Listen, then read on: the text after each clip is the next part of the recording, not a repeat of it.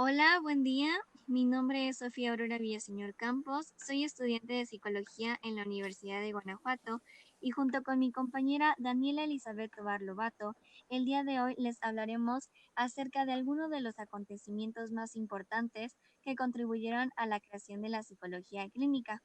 Y cuéntame, Dani, ¿con qué empezaremos el día de hoy? Hola Sofi, buen día a todos. Este podcast estará muy interesante ya que empezaré a hablarles acerca de un libro que es épico, es la obra más antigua que posiblemente fue escrita desde el año 2650 a.C., que es el Gilgamesh.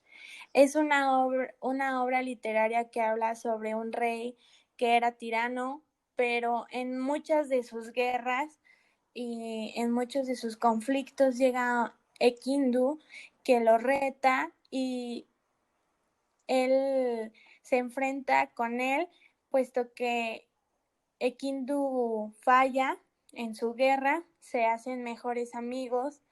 Ekindu en una de esas batallas fallece por haber eh, profanado acerca de los dioses y Gilgamesh hace un viaje al infierno para tratar de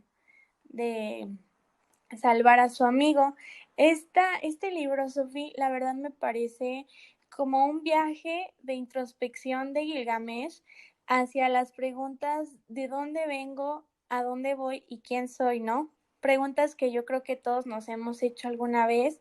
Y también me parece muy interesante porque pues estas preguntas a veces nos hacen tener como esa introspección a lo que estamos haciendo y a veces tenemos miedo a la muerte porque no le hemos dado sentido a nuestra vida, que es lo que precisamente sentía Gilgamesh. Él también quería ser inmortal, entonces pues eso es lo que plantea este libro, Sophie. Dime tú, ¿encontraste algún otro libro interesante? Sí, Dani, la verdad encontré el libro de los muertos que realmente me maravilló. Él está desde el comienzo del Imperio Nuevo hasta el 60 antes de Cristo.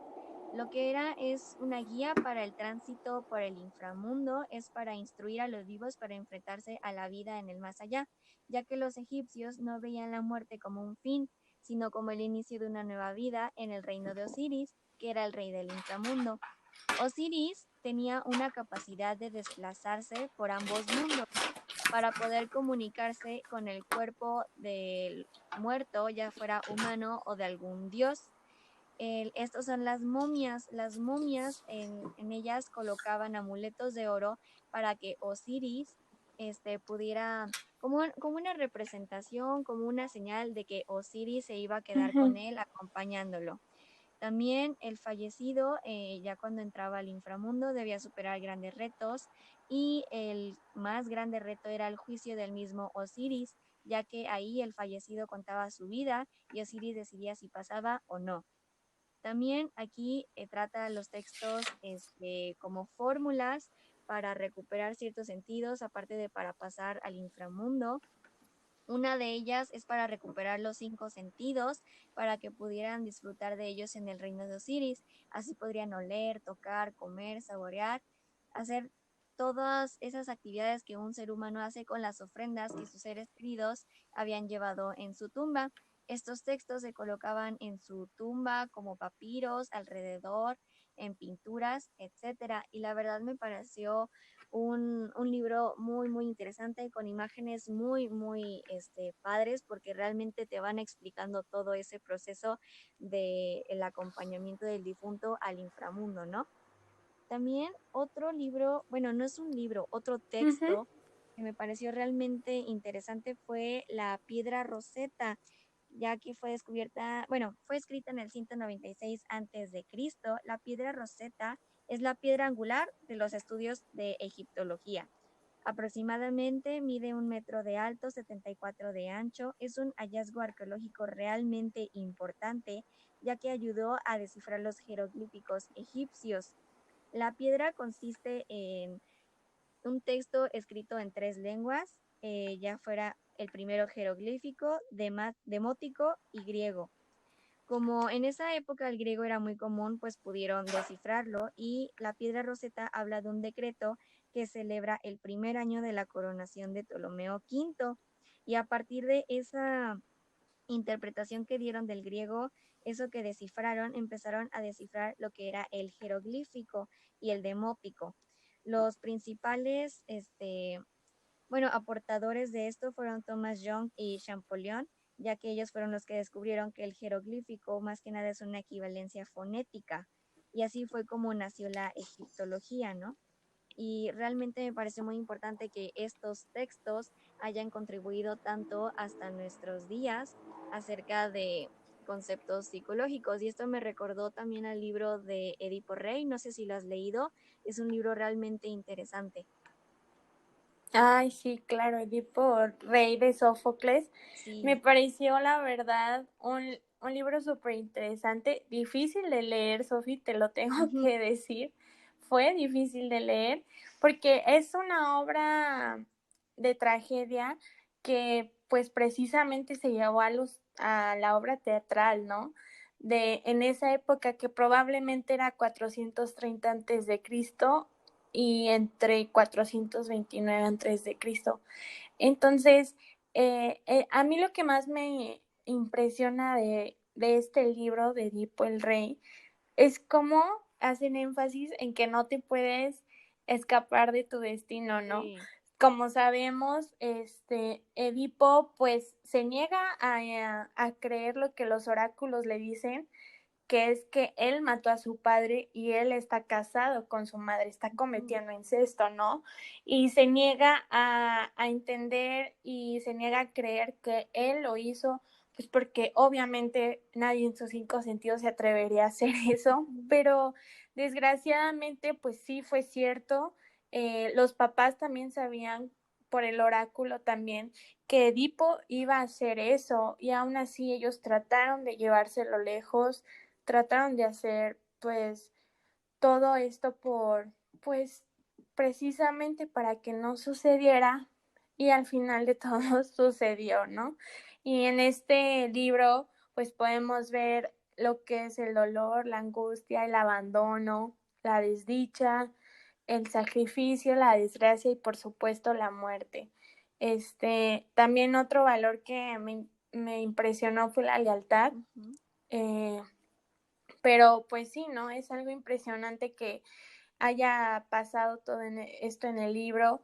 Y también hablamos de un hecho muy importante, Sofía, en este libro que se da el suicidio de la mamá de Edipo, de Yocasta, ya que cuando ella entiende que Edipo es su esposo, que cometió incesto, tienen hijas juntos, pues Yocasta se cuelga, ¿no?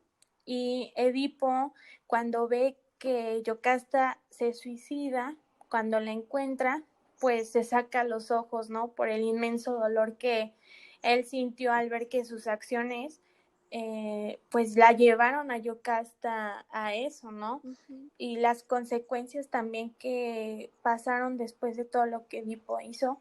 Y también me parece un libro muy interesante, Sofi. Tú cómo lo sentiste? ¿Llevadero, no llevadero? No, a mí también, la verdad me impresionó más que nada, ¿no? Ya que como podemos ver, en la actualidad se conoce el concepto de el complejo de Edipo, ¿no? Que es cuando el Exactamente. niño está enamorado de su madre, ¿no? En cierta etapa del desarrollo, ya cuando, o sea, cuando son chiquitos, ¿no? Y también el complejo de Electra, que ya es cuando la niña está como enamorada del padre. Entonces sí, la verdad es muy interesante esta historia.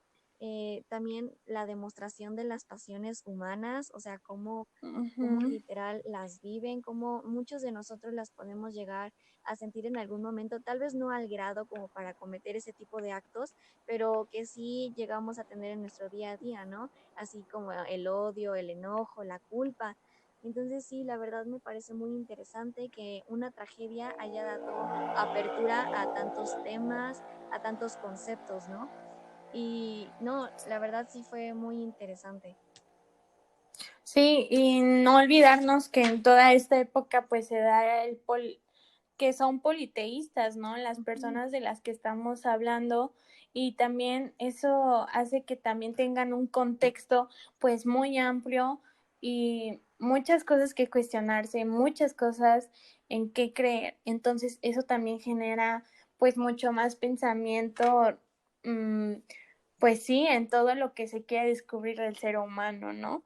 Y pues ya con esto, yo con esto me despido, Sofi.